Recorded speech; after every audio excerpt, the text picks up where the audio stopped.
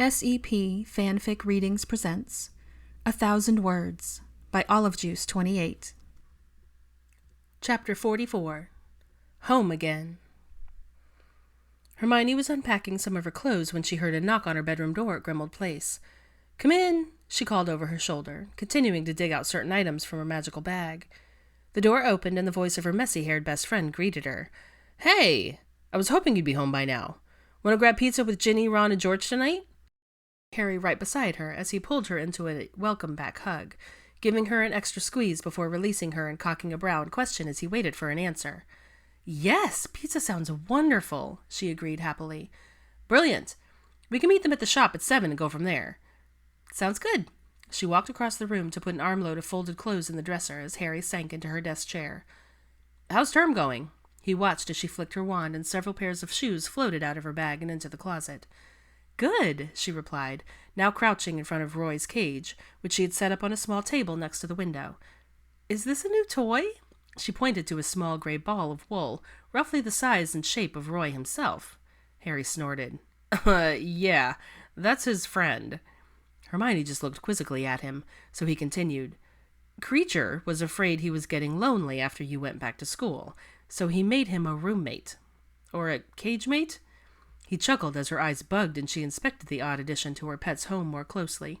Sure enough, even with the half buried in the paper shavings that littered the floor of the cage, she could make out 2 tiny eyes, a pair of misshapen ears, and what appeared to be a yarn tail wrapped around the back end.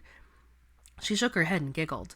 Before returning to Hogwarts, she had asked Creature if he would be so kind as to feed Roy every day and clean out his cage once a week. While the wizened old elf had never displayed any particular fondness for the puff mouse, he seemed perfectly accepting of her request. Apparently he had a soft spot for the fluffy little thing after all.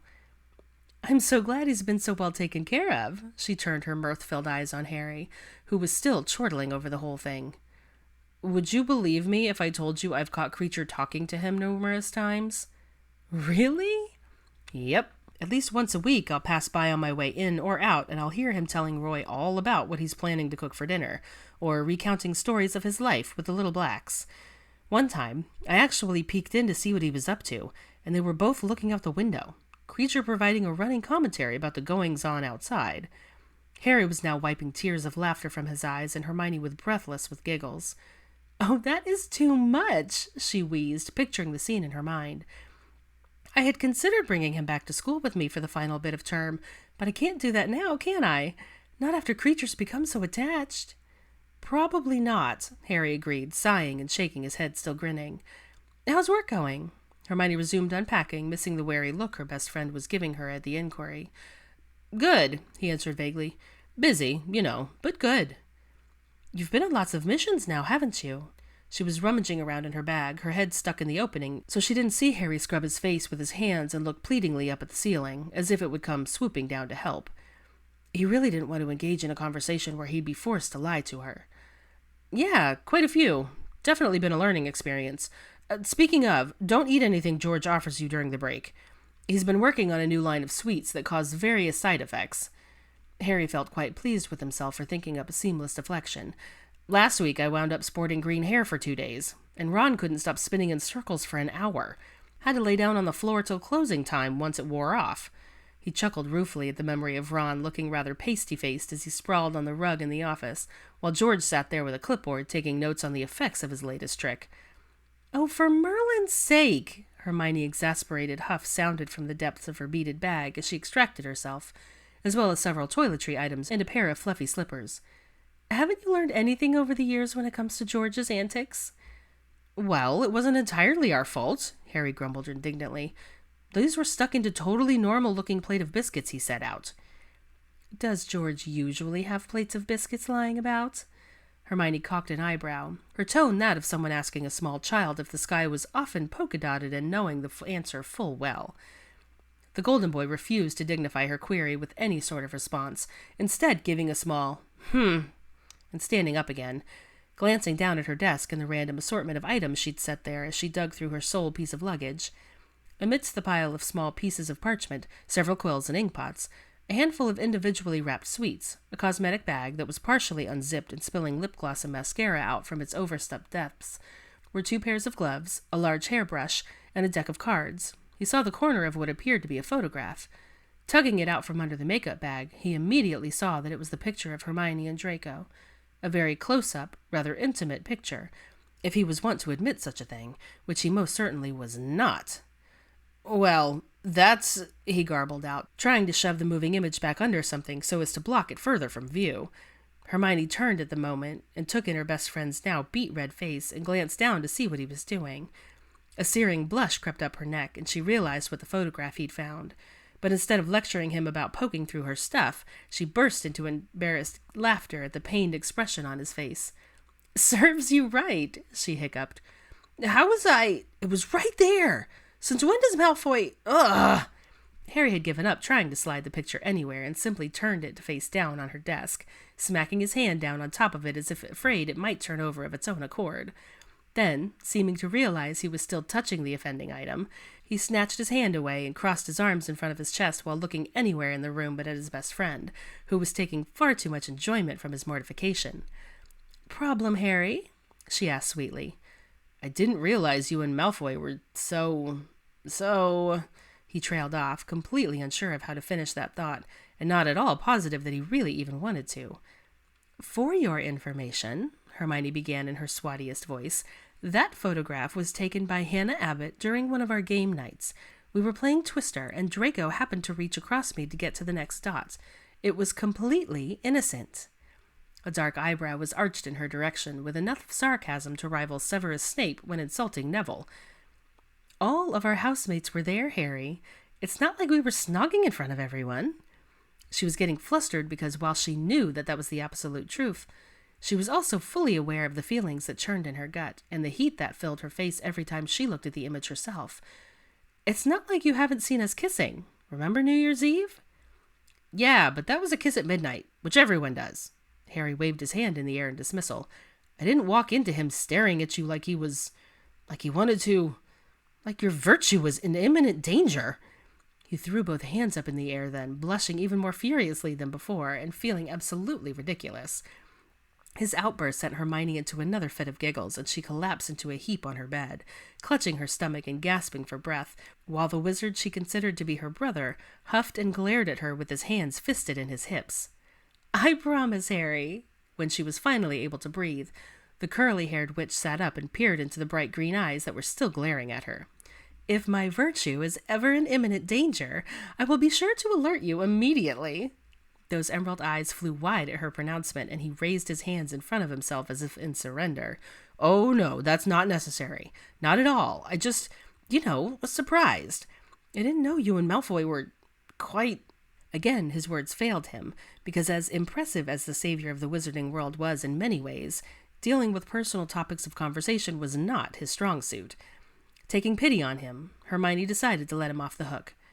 "We're not shagging, if that's what you're trying to spit out." She grinned at his obvious discomfort, and patted the bed beside her in an invitation for him to sit, which he hesitantly did, still looking for all the world like he wanted to crawl in a hole. "Not even close. If it makes you feel any better, nobody's clothes have even been untucked yet." She choked on a laugh as Harry made to cover his ears partway through her admission. "I care about him a great deal, Harry." She peered into the familiar face beside her, knowing he would always stick by her side, and feeling like this was as good a time as any as to fill him in on the latest development in their relationship with a certain blonde. "In fact," she took a deep breath, "a few weeks ago, he told me he loves me, and that he plans to pursue our relationship after leaving Hogwarts." Harry seemed to forget his earlier embarrassment and turned to face her with mild surprise, clearly etched in his face. "Really? He's that serious?" Hermione nodded and smiled shyly in response. "What did you say when he told you that?" She glanced down at her hands and her smile grew. "I told him I love him too." Harry studied her for a moment and saw the blush on her cheeks and the smile she couldn't hide. While he was a little surprised at how quickly this all seemed to come about, he was immensely happy for his best friend, and he flung his arms around her in a supportive hug to show her as much. "That's great, Hermione. Really." He gave her an extra squeeze, and then pulled back to look her full in the face. "As long as you're happy, I'm happy for you," he said sincerely, and she could tell he meant it. "Thanks, Harry," she beamed. "I have no idea how it even started, or where it's going to go, but I'm really happier than I've been in a long time. He's He's just... But Harry cut her off. Yes, I know. He's brilliant and wonderful and all fluffy romantic things that make your heart go pitter-patter. I can do without an ode to my former nemesis, thanks. He chuckled good-naturedly, knowing that Hermione understood he considered Draco to be a good friend these days. Well, it's not like you don't know how that feels, she teased right back. I'm pretty sure Ginny makes your heart go all squishy, too. She poked him in the arm and was pleased to see his cheeks flush again. Godric, we're a pair of saps, aren't we? He groaned while grinning at the thought of his fiery redhead. Yep, I agree with that description. She hopped off the bed. I need to finish unpacking before we go meet up with your sweetheart and her brothers. You should tell Creature we won't be eating dinner here. Too right. Harry stood and headed towards the door. I'll tell him we'll bring him back some pizza, too. His new favorite is ham and pineapple. George introduced him to that about a month ago. Hermione rolled her eyes, having a serious aversion to that particular topping combination, but remembering Creature's former preference. Guess it's better than boiled eggs and anchovies. Hermione made a gagging sound as he reached the hall, both of them still laughing as he bounded down the stairs. Draco. Hello. How's your holiday going so far? I know we only left school 2 days ago, but I wanted to see how you're doing and let you know I'm thinking about you. Harry got permission from Kingsley to bring you and your mother here for tea one afternoon this week. Did he tell you? I was thinking maybe Andromeda and Teddy could come too. Should I send a formal invitation? I've never hosted anything before, and I have no idea what's expected. What day works best for you? What does your mother like with her tea? Now that I've started thinking about it, I can't stop, and I'm getting more nervous by the second. What if she still thinks I'm not good enough for you? What if she doesn't like me? Will she tell you to stop seeing me? Oh, Godric, this is horrid. I don't know what to do. Tell me what to do. I need to go ask Creature about the tea service and make sure he's polished the silver. Let me know what day is best. If she doesn't want to come, I understand. Just tell me either way. I hope your day has been enjoyable. Love, Hermione. Draco knew it was awful of him, and he couldn't help chuckling at the rambling letter his girlfriend had sent. The poor witch was working herself over in a fit about meeting his mother, which was completely unnecessary. If anything, Narcissa was the one with concerns about the introduction, afraid the Muggle-born witch would hate her for the things that had transpired in the past. He knew both women had nothing to worry about, and decided to reply immediately to Hermione to set her mind at ease, and would then go let his mother know about the upcoming visit that they would be making to Grimmauld Place. Hermione, you have nothing to fear, love. My mother is very much looking forward to meeting you, and only hopes you will forgive her for her past transgressions. She knows how much you mean to me, and would never do or say anything to come between us. I know this first encounter will be a bit awkward, so I do think including my aunt and cousin would be a great idea. No formal invitation is necessary, and you really don't need to go to any great lengths for this. My mother has come a long way from the paragon of pure-blood society she used to be, and has found great pleasure and comfort in much simpler things lately. She hasn't had a wand since her hearing, and it has given her a certain appreciation for doing things the new way, as she has taken to calling it, with gardening and cooking being two of her favorite hobbies. She also loves to read, so I'm sure you can find some common ground there. Please don't worry. You are perfect exactly as you are, and anything you do will be wonderful. I'm just looking forward to seeing you. Speaking of, Thursday would be fine, if that works for you. Yours, Draco. As soon as he sent off his owl, he went and found his mother in the front parlor with Andromeda and Teddy. His baby cousin was now a month past his first birthday, which meant that he was walking, or rather running, anywhere and everywhere as fast as his sturdy little legs would carry him. He's also amassed a small vocabulary consisting of words like no, up, me, ook, which meant look, and am, which was short for his version of Graham for Andromeda. As Draco walked into the room, Teddy's hair turned a matching shade of platinum blonde a second after he spotted his cousin. He pushed himself up from his seat on the floor and barreled straight into Draco's previously spotless trouser leg, gripping the fabric tightly and grinning up at him in obvious delight. "Did you find Draco, Teddy?" Andromeda smiled affectionately at her nephew as he bent down and scooped up the giggling toddler. Teddy turned his wide gaze on the older wizard and clapped his chubby hands on Draco's cheeks, squishing them together and roaring with laughter as his cousin tried to speak. "Hello, dear," Narcissa smiled at her son. "What have you been doing this afternoon?" Once Teddy released his hold on his face, Draco was able to tell her. "Benowling Hermione. She would like all of us to come to Grimmauld Place for tea on Thursday." He looked back and forth between the two witches so that they would understand that they were both invited, as well as hefting Teddy up higher in his arms to indicate him as well. Oh, that will be lovely, Andromeda beamed, not having seen the young woman in a very long time and looking forward to the opportunity. Narcissa, however, remained silent and seemed to be contemplating something. Mother, Draco pressed, are you sure? She truly wants me to come? He was genuinely surprised by his mother's insecurity over the simple invitation, and made to ease her concerns, but was stopped by Teddy pinching his nose between his little thumb and forefinger. He made his eyes go as wide as across as possible, sending the little boy into another round of contagious chortling. They played this little game for several more seconds, where Draco would make an exaggerated movement to speak, and Teddy would pinch his nose, thus causing more hysterics. After half a dozen replays, Teddy scrambled to get down, and his cousin was finally able to communicate properly again. Yes, Mother, she most definitely wants you to come. She wouldn't have invited you otherwise. Hermione doesn't do anything she doesn't want to. He snorted to himself, knowing full well that the Gryffindor princess had less likelihood of being talked into doing something against her wishes than Professor Binns would be of being convinced to retire. Didn't you want to invite her here in the first place? Draco suddenly remembered his mother's suggestion from several weeks prior, and was confused by his sudden wavering of sentiment. Yes, and that thought made me nervous enough. But for her to extend an invitation to her home... Narcissa trailed off, unsure of how to voice how humbled and yet grateful she was for the opportunity, and hopefully to put the past behind them. It will be fine. You'll see, he told her bracingly. Just be prepared for her to be nervous, and don't be offended if she forgets to use the sugar tongs. He winked at her, and she would know he was just teasing. Of course, dear.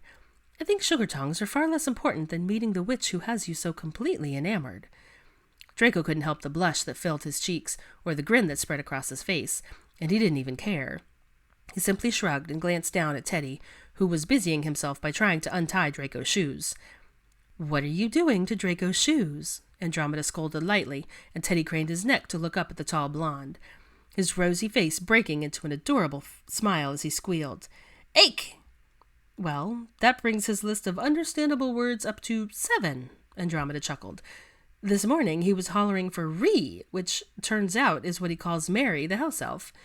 As if on cue, Teddy looked around and yelled, Ree! And immediately the house elf appeared by his side, an indulgent smile on her tiny face. The toddler shrieked with glee and held out his arms, making grabbing motions with his hands as Mary approached and held out a biscuit. So, Thursday is good? Draco followed up his earlier question as he stepped backwards towards the door. When both witches nodded and smiled, he turned and strolled back to his study to see if Hermione had written him again, humming to himself along the way.